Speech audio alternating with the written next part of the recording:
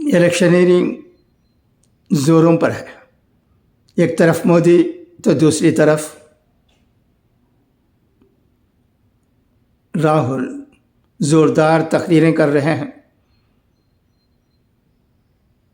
راہل گاندھی کی تقریروں میں اب ایک نیا پن نظر آتا ہے۔ وہ مودی کو اس طرح جواب دے رہے ہیں کہ ہندوستانی دنگ رہ گئے ہیں۔ ایک نئی روح راہل گاندھی میں پھونک دی گئی ہے۔ اس کی وجہ کیا ہو سکتی ہے، تمام ہندوستانی سوچ رہے ہیں۔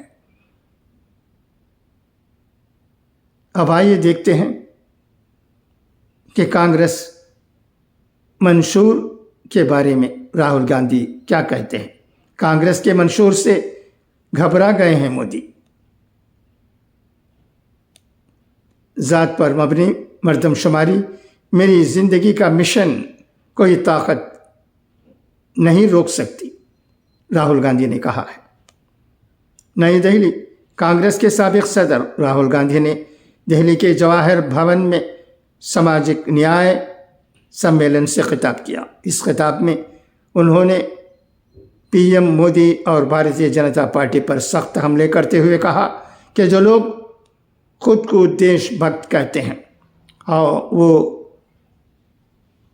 90% لوگوں کے لیے نیائے انصاف کو یقینی بنانے والی ذات پر مبنی مردم شماری کے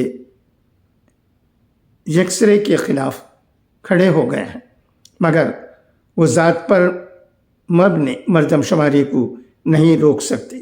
انہوں نے یہ بھی کہا کہ ملک کی 90% آبادی کے لیے نیائے انصاف ان کی زندگی کا مشن بن گیا ہے۔ راہل گاندھی نے کہا کہ ذات پر مبنی مردم شماری میری زندگی کا مشن ہے۔ کانگریس کی حکومت آتے ہی ہم یہ مشن مکمل کریں گے، یہ میری گارنٹی ہے۔ سیاست میں سمجھوتا ہو سکتا ہے لیکن مشن کے ساتھ کوئی سمجھوتا نہیں ہو سکتا۔ انہوں نے الزام لگایا کہ وہ وزیر اعظم نے اپنے منتخب صنعت کار دوستوں کے 16 لاکھ کروڑ روپے معاف کر دیے ہیں۔ کانگریس لیڈر نے کہا کہ ان کی پارٹی اس رقم کا ایک حصہ 90% آبادی کو دینا چاہتی ہے۔ راہل گاندھی نے دعویٰ کیا کہ پی ایم مودی ان کی پارٹی کے انقلابی منشور سے گھبرا گئے ہیں۔ انہوں نے کہا کہ میں صرف یہ کہہ رہا ہوں کہ آج ہندوستان میں 90% لوگ خوفناک ناانصافی کے شکار ہیں۔ میں نے یہ نہیں کہا کہ ہم کوئی ایکشن لیں گے، ہم نے صرف اتنا کہا ہے کہ ہم پتہ لگائیں گے کہ کتنی ناانصافی ہو رہی ہے۔